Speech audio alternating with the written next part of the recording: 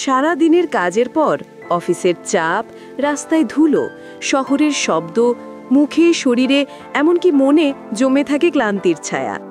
আমরা হয়তো ভাবি একটু বিশ্রামই ক্লান্তি দূর করবে, কিন্তু আপনি কি জানেন একটি রং, শুধু একটি পোশাকের রং নিমিষেই বদলে দিতে পারে আপনার মুড, আপনার শক্তি, এমনকি আপনার উপস্থিতির প্রভাব।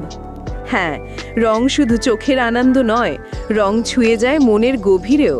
রঙের মনস্তত্ত্ব বলে আমাদের প্রতিটি অনুভূতি, প্রতিটি আবেগ রঙের মাধ্যমে প্রকাশ পায়, নিয়ন্ত্রিতও হয়।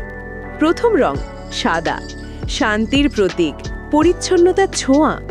যেদিন মন ভারী লাগে, ক্লান্তি পিছু ছাড়ে না, সেদিন এক টুকরো সাদা পোশাক যেন আলো ছড়ায় মনের ভিতরেও।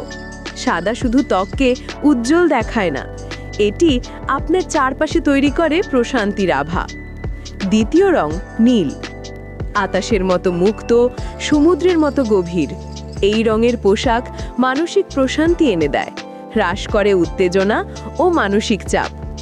বিজ্ঞানীরা বলেন নীল রঙের প্রভাবে মস্তিষ্কে কাম হরমোন নিঃসৃত হয়, যা ক্লান্ত মনকে ঠান্ডা বাতাসের মতো প্রশমিত করে। তৃতীয় রং সবুজ, প্রকৃতির রং, জীবনের প্রতীক। দিনভর পরিশ্রমের পর যখন চোখ ঝাপসা লাগে, সবুজ রঙের পোশাক চোখে এনে দেয় আরাম, মনকে ফিরিয়ে দেয় সতেজতার অনুভূতি। সবুজ পরলে আপনি অনুভব করবেন চারপাশ যেন একটু হালকা, একটু নিঃশ্বাসযোগ্য হয়ে উঠেছে। চতুর্থ রং হলুদ, আলো আর আশার রং। এই রঙের শক্তি আছে মস্তিষ্কে ডোপামিন বাড়ানোর। যেদিন মন খারাপ, এনার্জি কম, সেদিন হলুদ পোশাক যেন বলে জীবন এখনো রোদে ভরপুর। পঞ্চম রং হালকা গোলাপি। এই রঙে আছে কোমলতা, শান্ত সৌন্দর্য।